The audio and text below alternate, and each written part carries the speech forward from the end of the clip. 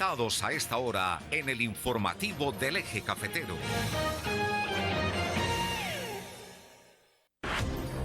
Son las 9 de la mañana, 4 minutos, y seguimos en vivo y en directo en el informativo del Eje Cafetero a través de la emisora Qué Buena 92.1 FM. También estamos a través del canal online de televisión Risaralda TV y en redes sociales para Colombia y el mundo. Hay un número de teléfono que es el 342-1050 para que usted nos llame en el momento que quiera, si quiere participar también de la siguiente sección. 606-342-1050 está la línea de WhatsApp para que envíen audios y mensajes al 320-828-1752. 320-828-1752. En esta sección de los martes, Julián Chica Cardona, escritor, gestor cultural, secretario de la Academia Caldense de Historia, está con su invitado en la mañana de hoy, es John Jaime Correa Ramírez, historiador, magíster en ciencia política, doctor en ciencias de la educación, profesor titular UTP, director de la maestría en historia UTP, miembro de número Academia Pereirana de Historia y miembro correspondiente Academia Caldense de Historia. Doctor John Jaime Correa Ramírez, bienvenido, buenos días, ¿cómo está? Muy buenos días, un saludo muy cordial para Julián, para usted Álvaro y para todas las personas que en este momento nos ven o escuchan. Y para Julián Chica Cardona, también secretario de la Academia Caldense de Historia, bienvenido, buenos días, ¿cómo está Julián? Buenos días Álvaro, cordial saludo para el doctor Germán Aguirre, para Camila en el Control Master y a todos los oyentes y televidentes en el mundo. Los dejo pues en esta importante sección aquí en el informativo del Eje Cafetero. Gracias Álvaro. En las entrevistas anteriores hemos tratado de recabar en el concepto del valor del convite, del trabajo subsidiario, de mano prestada, todas estas modalidades que fueron capaces de traspasar el cambio generacional y que nos han mostrado ejemplos muy bonitos que dieron lugar precisamente a una denominación muy propia para el municipio de Pereira, como era el tema del civismo. Y pues conocedores como somos que uno de los investigadores más asiduos que ha tenido este tema del civismo en la región es el doctor John Jaime Correa, que quisimos escucharlo, invitarlo para que aquí nos comparta esas apreciaciones que han dado lugar a la preocupación de la clase dirigente, las corporaciones. ¿En qué momento se perdió el civismo o no se perdió el civismo o el civismo mutó a otra forma de trabajo colectivo? Y pues es interesante porque nos permite entender que esos fenómenos generan un efecto directo sobre la población también, la comunidad y el actuar en el municipio de Dos Quebradas. Como área metropolitana no podemos negarnos el hecho de que este quehacer de estos ciudadanos que nos antecedieron en la ejecución de obras de gran tamaño, de alta catadura, hicieron posible esa clase de milagros de transformar el ambiente pueblerino que había por el de ciudad intermedia que tenemos ahora. Entonces, maestro John Jaime, el micrófono suyo para que ya empecemos con el tema del civismo en Pereira. Bueno, muchas gracias. No, este es un tema, creo yo, súper importante. Yo debo decir que yo provengo de la ciudad de Medellín. Hace 19 años llegué aquí a la ciudad de Pereira, a la Universidad Tecnológica, y un poco como en mis primeros ejercicios de aproximación a la historia de la región, a la historia de la ciudad, me encontré con ese referente del civismo como un elemento clave en la construcción no solo de la ciudad física, sino en la construcción de los imaginarios de los habitantes de esta ciudad. Sin embargo, también un poco por las cuestiones de donde yo provengo, allá yo tuve la oportunidad de hacer una historia de la Sociedad de Mejoras de Medellín, que se supone que es la madre de todas las sociedades de Claro, un mejoras referente, sí. de Colombia. O sea, sería la que sembró ese germen del civismo, digamos, a nivel de Colombia. pero también este tipo de instituciones han tenido que, pues que promueven el civismo, han tenido que repensarse, reevaluarse mucho a través del tiempo, perdón, porque es que no es lo mismo generar este tipo de convocatorias ciudadanas a los distintos sectores de la población en contextos urbanos, digamos, como que están en esa fase de transición de aldea a ciudad, donde el número de la población no pasa de 20.000, 30.000, 50.000, pues el número es, pues habría que mirarlo en las justas proporciones de acuerdo a cada ciudad, a las ciudades ya mucho más masivas que tenemos en Colombia, sobre todo después de los años 60 y 70. Y por ejemplo, Medellín tuvo que hacer desprenderse un poco de esa imagen de la ciudad, la tacita de plata, la capital industrial de Colombia, y reconocer que algo en los proyectos de ciudad no marchaban de la manera como quizás siempre se habían idealizado, que correspondía más con un imaginario que buscaba generar sentidos de pertenencia, de identidad, digamos como a un proyecto colectivo, común, pero que a la larga si uno miraba con lente crítico, y que es un poco lo que me corresponde a mí, pues como en el oficio de historiador profesional, uno empieza a encontrar que en esa lectura de una sociedad cívica hay una gran cantidad de fisuras y de elementos críticos que necesita uno volver a analizar y mirar muy agudamente, muy documentadamente, porque es que a veces también se da el hecho, Julián, y yo creo que usted me ha escuchado en diversos espacios, de que hay una excesiva idealización del pasado. Y entonces pareciera que sería muy fácil, sobre todo cuando en épocas como en el presente hay crisis ciudadana por el tema del transporte, crisis ciudadana por temas ambientales, por temas de seguridad, siempre como decir de que es que se nos perdió algo en el camino, ¿cierto? Entonces la fórmula es mirar, contemplar, evocar el pasado como si el pasado se pudiera traer así, como un objeto, y ponerlo nuevamente en el presente, así como una especie de tótem al que todos volviéramos a adorar, y De eso la nos... añoranza. Exacto, sí, y yo creo que eso le hace daño a los proyectos contemporáneos de ciudad y de ciudadanía. Siempre he pensado, y lo he sostenido, por ejemplo, en estudios de mi tesis doctoral, artículos, que el civismo se correspondía con una ideología de la élite, ¿cierto? Para tratar de poner estas ciudades a tono con los ritmos de progreso, de modernización que se vivían en otras partes del mundo, en Europa, en Estados Unidos y también aquí en Colombia.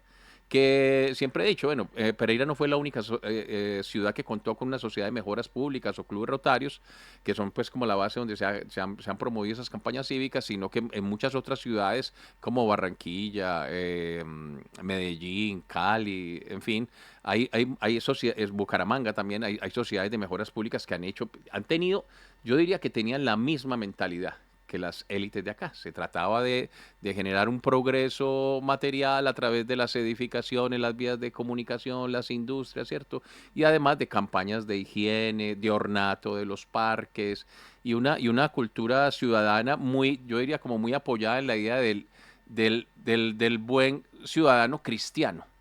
Cierto, que tiene que cumplir con normas, con deberes con las ciudades. Era un esquema de una sociedad que hizo el tránsito como de la sociedad del siglo XIX al siglo XX, y entonces era un esquema de una sociedad en la que se basaba mucho, más que todo, en los deberes, pero no estaba como ese otro lado que es tan fundamental en la construcción de ciudadanía, como es el tema de los derechos. Los derechos. ¿Cierto? Entonces, ¿cómo se daba eso? Yo asumo, es una ideología de élite con un gran poder de convocatoria, obviamente una forma pues como de materializar una cantidad de iniciativas. A mí me asombra mucho, por ejemplo, cuando hago el estudio de los personajes de esa época, ver que ellos se movían en ámbitos, en las sociedades de mejoras, en sus negocios particulares, y también tenían incidencia en el consejo, llegaban a ser alcaldes, La ¿cierto? política, O sí. sea, todo el poder estaba muy concentrado entre ellos. Se proponía una obra en la sociedad de mejoras y se llevaba al Consejo Municipal, el Consejo Municipal la aprobaba, y muchas veces los mismos proyectos, sobre todo de obras,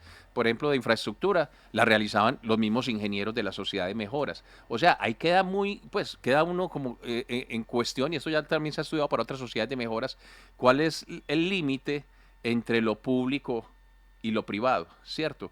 Entonces también se va dando algo muy significativo. Obviamente uno no puede negar que estas ciudades se transformaron, que cambiaron su fisionomía, ¿cierto? A una imagen de ciudades más modernas, pero que a qué costo ese progreso también pasó por encima de muchas otras personas que quizás apenas estaban haciendo el tránsito a llegar a la ciudad y que uno dice, bueno, aquí por ejemplo, yo consulto mucho la prensa, las fuentes de esa época, uno mira en las primeras páginas toda esa función que cumplieron los medios también para promover el civismo, y yo digo, ¿y dónde están los otros sectores de la población, cierto? Pues quizás eran analfabetas, no podían leer la prensa, no podían escribir al periódico para decir que estaban de acuerdo o no con ciertas obras, pero cuando aparecen de pronto en las páginas rojas, o aparecen también cuando hay las grandes tragedias de deslizamiento, a propósito, que se ha vuelto muy reiterativo, esas crecidas del río, esos derrumbes de tierra ahí por los lados de la Esneda, el barrio Nueva Granada, o Granada era que se llamaba, el barrio Risaralda, sí, en muchos lados, pero es que son como, ya empiezan a configurarse, hay problemas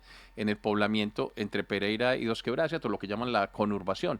Sí, aquí en 1926, en noviembre, hubo una gran tragedia que tapó el río Tun y era Granada, uno de los barrios que posteriormente se implantó ahí.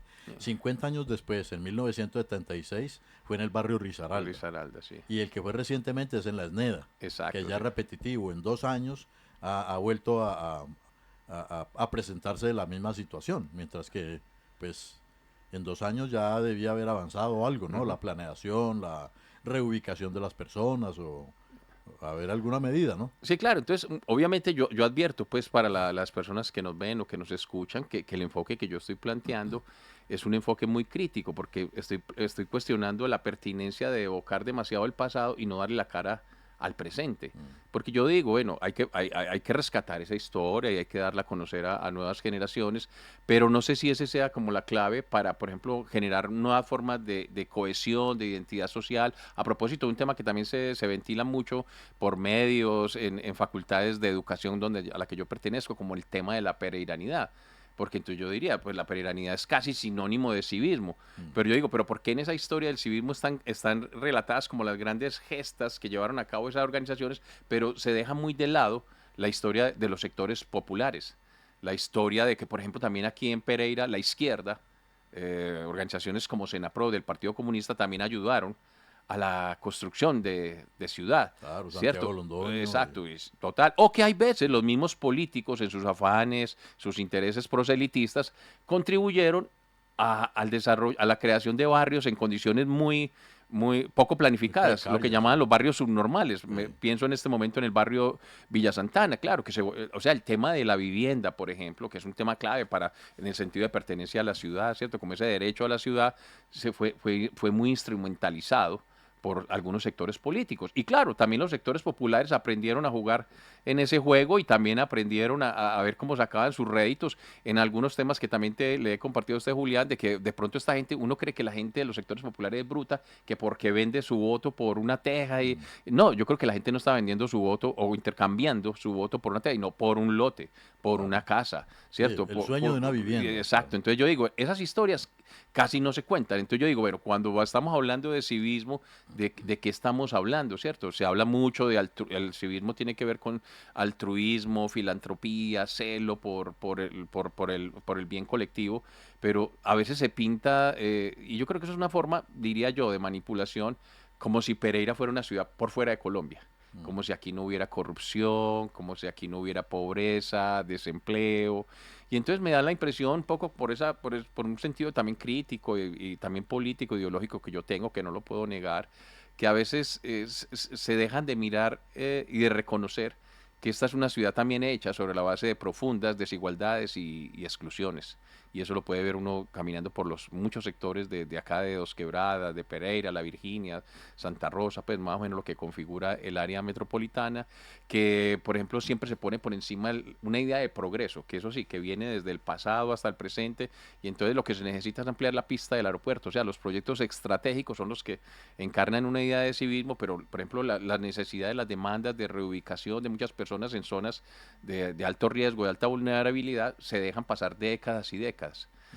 Aquí yo creo que Pereira, por ejemplo, no puede negar que su clase política está muy sometida, pues, o somete los intereses públicos a unos intereses particulares, pues, o sea, ni que fuera Pereira una Arcadia Claro. por fuera del contexto nacional. Yo a veces digo, Pereira reclama como una especie de singularidad, ¿cierto? Pero yo digo que hasta en ese ideal de civismo que promovieron las élites, como, se parecen a lo mismo que promovían las élites de Manizales en su momento. O sea, siempre buscando diferenciarse de Pereira y Manizales, y hasta las élites terminan pareciéndose entre sí. Claro. Ahora me viene a la memoria una anotación que hace Facundo Cabral cuando en un cóctel le dicen que cierta persona muy rica, muy poderosa, regaló un lote para una obra social. Y él se pregunta, ¿regaló o devolvió? Y entonces recuerda uno aquí con Valentín de Asa, general, que fue alcalde de Pereira y que fue el que hizo la donación del lote del San Jorge para empezar con todo ese proceso cívico de ahí. Y entonces uno le pregunta, entonces, ¿qué? ¿Lo regaló o lo devolvió? Y se nota, es decir, uno advierte en esas gestas grandes que hay que dejarlas en su sitio y en su contexto, como la del San Jorge, como lo de la Villa Olímpica, como lo del aeropuerto, que fue anterior a lo de la Villa Olímpica, y en los cuales sí había como un propósito de causa, había una intencionalidad de una élite para tratar de cotejarse con otras ciudades.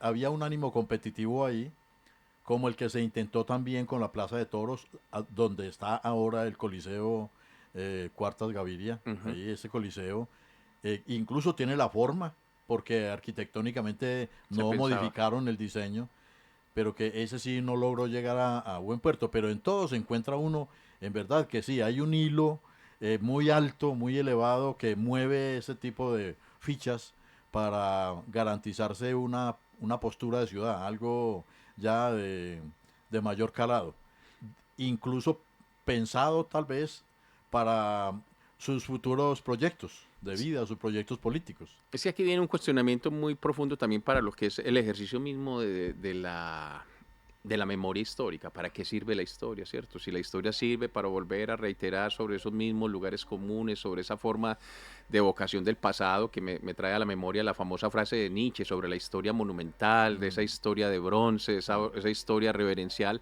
pero que no le permite a muchos sectores identificarse con esas sectores. Es que a mucha gente le dice, es que se han perdido los valores y la gente no reconoce sus raíces, pero ¿acaso no habría que reconocer que Pereira es una ciudad hecha de migrantes, de sucesivas capas, estratos de migrantes? Es una ciudad sin puertas, entonces lo que hay que hacer es una historia mucho más incluyente, una historia crítica, porque por ejemplo el tema de los Juegos Nacionales y todo lo que significó para la Villa Olímpica, sin duda el trabajo colectivo ahí es muy significativo, la forma como la gente aportó pues con su trabajo personal, pero también habría que mirar el interés, por ejemplo, de haber hecho esa Avenida Sur o la Avenida de las Américas y todo lo que significó en términos de valorización de la tierra, ¿cierto? Lo que se volvió una parte que no estaba como contemplada en el desarrollo de la ciudad hasta ese momento, y mire lo que es hoy los alrededores, con toda la demanda y la presión sobre servicios públicos, una burbuja inmobiliaria con los 2.500 con exacto, todo afectando el medio ambiente, todo el tema pues ahí de las vertientes, de los ríos, de las quebradas. Entonces eso a veces se hace una lectura en un sentido muy, muy exaltado, muy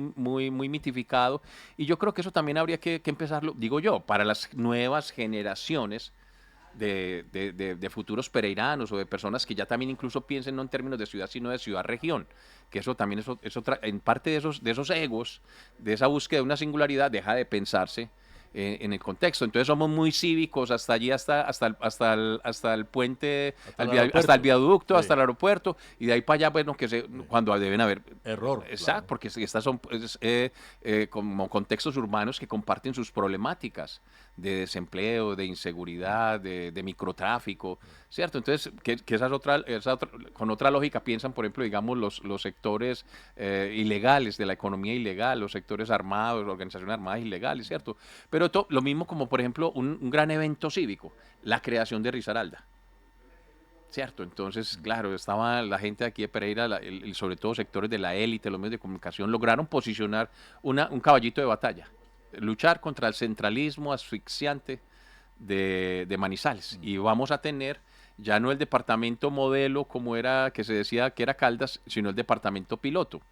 Y se pone uno a ver, por ejemplo, que eso movió a tanta gente, a pesar de que hubo negativas, Opositores, claro. opositores en muchos Claro, municipios. la unidad caldense, Belén de Umbría, Exacto, sí. el Santa Rosa occidente, Santa Rosa de Cabal, ¿cierto? claro. Entonces, esa parte no se cuenta porque se trata es de contar como decorarla, pintarle unos colores bien color bonitos. rosa, sí. Pero no se cuenta la historia completa para mostrar que también en los procesos no todo es unidad, no todo es hegemonía, sino que hay voces discordantes, hay resistencia, ¿cierto? Porque esas voces de resistencia entonces pasan a un segundo plano. Y lo que uno se da cuenta es que también al cabo por ejemplo, me ha asombrado mucho cuando se crea el departamento de Risaralda, en menos de 2 años ya iban más de 6 gobernadores, las dificultades pues para poder establecer ahí como un sistema de gobernanza incluyente en pleno frente nacional. Entonces dice, pero de esto nunca se habla, ¿cierto? Nos quedamos con el libro de las gestas cívicas de Hugo Ángel, nos quedamos con el libro del señor Gonzalo Vallejo, así se creó Risaralda, y falta profundizar mucho, pero mucho más en esa otra historia que haga de la historia de la ciudad una historia mucho más incluyente, más plural, que es parte del ejercicio académico investigativo que hacemos en la maestría en historia de la Universidad Tecnológica de Pereira. Claro, y todo el campo que logra Gonzalo Vallejo precisamente viene del padre, de Nepomuceno. Venía de Neira, comerciante y ganadero, es decir, tenía cantidades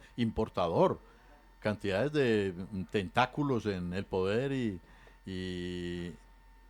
se plasma a través de esa oportunidad que se presenta como generador de ideas, Gonzalo como generador de ideas, porque realmente eso es lo que él realiza cuando mucho antes de la creación del departamento de Risaralda proyectan la creación del Club Campestre, que fue aquí en La Víbora en 1935, 34-35, y él entró como socio empresarial con la cédula, porque el que tenía el patrimonio era Abel Jaramillo Franco. Y para pagarle mire esas como se van generando deudas cíclicas, para pagárselas, cuando él logra la materialización de la creación del departamento de Risaralda, en pago le nombra el hijo a Abel Jaramillo, Cástor Jaramillo Rubla, como gobernador, primer gobernador. Entonces si ve uno como uno se van pasando la posta allí al otro, tú me la devuelves, yo te la entrego y todo, y no la sueltan. Es que, por ejemplo, el año entrante, Julián, se cumplen ya 100 años de creación de la Sociedad de Mejoras Públicas. Vamos a ver qué se propone para Pero hacer. no públicas, es Sociedad de Mejoras de Pereira, sí, Sociedad de Mejoras de Pereira. Sí. En el 2026, 100 años de la Cámara de Comercio de Pereira. Sí. Yo he hecho el estudio, pues, y yo he visto cómo se conforman las primeras juntas directivas, los primeros socios de esas entidades, y casi son el 90% de las personas. Los mismos Tengo con las todos mismas. exacto. Entonces, uno dice, hay cuestión de élite. Lo que pasa es que el civismo tiene una cosa que es como romántica. Pero curioso esto, John Jaime, todos con la bendición de la iglesia. También, que juega un papel importante. Ninguno está por fuera de esa bendición. Exacto. Y entonces se pone uno a ver realmente hasta qué punto, ¿cierto?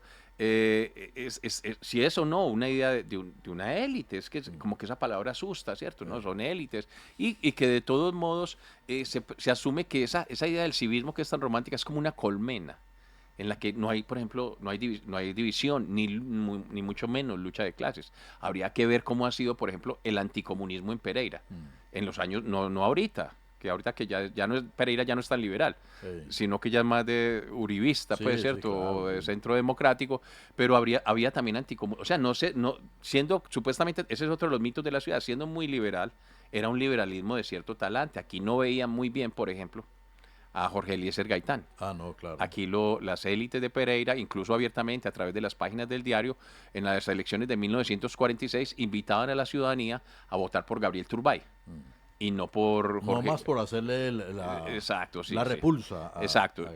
Obviamente estaba muy de la línea de ese liberalismo moderado de Eduardo Santos, que fue el que le puso la pausa a las reformas liberales que había desarrollado Alfonso López Pumarejo, y que además ese Eduardo Santos, como estaba casado con una dama de acá, de esta, ¿cierto? Lorencita Villegas, ¿cierto? Pero entonces uno empieza a mirar esa perspectiva como de una élite que promovía una ecuación que a mí me parece bien interesante, que es promover el progreso material con el progreso espiritual. Y a mí yo digo, ¿eso cómo cuaja? En una época liberal, el progreso material, que venga todas las novedades, todo el capitalismo, pero en el progreso, en cuanto a la parte espiritual del ciudadano, el control de la iglesia. Más domesticados. Exacto, sí. Y sobre todo, ahí está muy claro, la urbanidad de Carreño. la cartilla del padre Astete, Astete. ¿cierto? Y todo el papel Catecismo, que también jugaban las instituciones educativas Claro. en la idea de un ciudadano, ¿cierto? Que respetuoso. Pero yo digo, bueno, es muy fácil promover el civismo, de que vamos a hacer tales juegos nacionales o viene tal figura. Y entonces todas las personas de la ciudad tienen que poner bonito el frente de su casa. Yo digo, pero si la gente, mucha gente, yo tengo información, la gente no alcanzaba, había tugurios por todos lados de la ciudad. Yo esas fotos de José García, el fotógrafo hijo de Donato García, Sí. que tengo afortunadamente, pues Javier, ya fallecido, también me las donó y uno dice, pero es Sí, que hay otras imágenes de la ciudad que uno no ve, claro. ¿cierto? Entonces uno tendría que empezar a buscar esa historia para ver qué tanto esa idea del civismo era algo colectivo o no, era la idea de unos valores muy particulares, de una época también muy particular, pero que hoy, por ejemplo, hoy cuesta trabajo. Ojalá se pudiera ver en el 60, no está tan lejos, el canalón de la calle 19. La calle 19 actual. Sí. Empezaba en la sexta. Es mejor dicho, donde está la clínica Risaralda. Era un canalón, era una cosa por donde bajaba todas las lluvias, todo Una quebrada, al pero- río Tun. Sí, sí. pero escorrentíos. ¿sí? Ujú. Pero era un canalón por donde era la única forma por donde podían subir las recuas de mulas que venían del puente de la 19, del puente Sea, Ah. que venía de Marsella, es decir, bajando por el camino del Via Crucis y subía por ahí. Realmente era un riesgo, era un riesgo muy, muy declarado cuando se hacían, por ejemplo, las procesiones de Semana Santa, bajando por esa Ujú. calle 19 a ir al Via Crucis, pasando por el puente de Sea. Y esas fotografías, uno sí ve, mejor dicho, unas construcciones que amenazan ruina, en muy Bastantes. malas condiciones. Sí, no, y son muchas otras cosas, como por ejemplo cuando alguna vez la Cámara de Comercio, para despertar el sentido de la peregrinidad, del civismo, vuelve a crear el programa de la Marcha del Ladrillo. Ujú. Y entonces todos los pereiranos, los buenos pereiranos, porque siempre la educación como del buen pereirano, ¿cierto? Que tiene que ver con esa idea del buen Sí, ciudadano cristiano, ¿cierto? eso sí. Entonces todos a llevar un ladrillo hasta... Pero eso fue hace poquito, esa campaña fue Claro, ahorita... la del centro de exposiciones. Exacto, para Expo Futuro. Y entonces yo digo, todos llevamos el ladrillo, todos ponemos el trabajo, pero ¿quiénes disfrutan los beneficios? Sí. ¿Cierto? Porque Expo Futuro yo no le voy a ir a decir, va, yo puse un ladrillo, entonces necesito que me preste un Sí. salón para No. la primera comunión de mi... Sí, eso se volvió leonino. O sea, eso ¿cierto? Es imposible. Es una cosa así. O Mire, yo me- ni en las mismas ferias del libro. Las ferias del libro que deberían ser de apertura, de inclusión, es decir, que fueran realmente una sala de recibo para la región, ¿ya? Ujú. Y que los tributos fueran de otro tipo, ya de tema comercial. Pero eso se convirtió en una cosa que si usted va a anunciar, o usted está interesado en un metro cuadrado de esa cosa de allá, más fácil lo consigue en el aeropuerto. Ujú.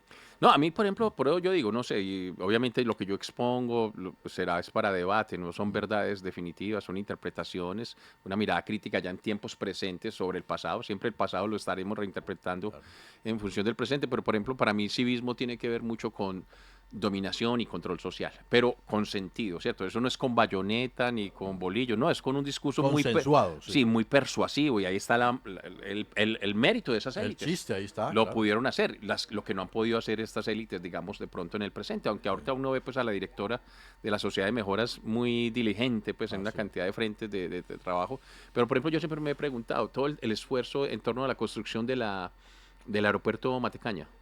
Y yo decía, y se sacan unas fotos o unas ilustraciones de, por ejemplo, una aerolínea Lanza, que decía, estamos orgullosos de que Pereira haya hecho con base en el trabajo colectivo esta pista de campo de aterrizaje, Matecaña, para que podamos conectarnos con el mundo. Pues, y el discurso es así global, y se muestra, yo tengo una ilustración, una cantidad de campesinos ahí con sus sombreritos, pues, y su poncho, pero con las palas, las picas, los asadones, porque construyeron. Y yo digo, pero ¿cuándo esos campesinos volaron Nunca. por esos aviones? Claro. Tal vez yo diría, empezaron a volar en los 80s, cuando la crisis del café.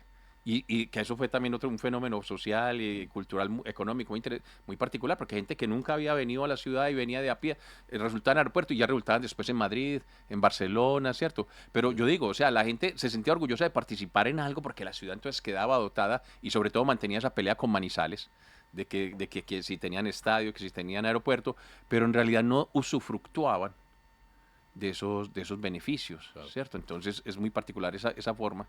en que Bueno, asumió el civismo. muy interesante el tema. Yo creo que quedamos para el próximo martes que continuemos profundizando, avanzando en ese asunto del civismo. El tiempo en radio es una cosa, pues, es una dictadura, pero pues muy, muy agradable. Estamos, yo creo que con la persona correcta para que escrutemos ese tipo de elementos. Y le agradezco, maestro John Jaime, aceptar esta invitación y lo convoco de nuevo para el próximo martes, entonces que continuemos con la tarea. Sí, yo creo que habría la posibilidad, aquí brevemente, de también entonces explorar otras formas de ciudadanía distinta a la cívica, porque de todos modos aquí se promueve Risaralda y la región como triétnica. Entonces también le vamos a meter civismo a los indígenas cuando estamos tratando de reivindicarlos a ellos en sus formas de culturas particulares, ¿cierto? Entonces ahí hay una cosa como que no, a mí personalmente no me casa. Y ahorita jóvenes que en el paro de 2021 exigieron otro tipo de reivindicaciones y todavía pegados de esa idea del buen ciudadano cívico, yo creo que hay que reevaluar muchas cosas en el presente. Bueno, doctor John Jaime Correa Ramírez y a Julián Chica Cardona, pero muchas gracias, un feliz día les deseo. Muchas gracias. Son las 9 de la mañana, 34 minutos, vamos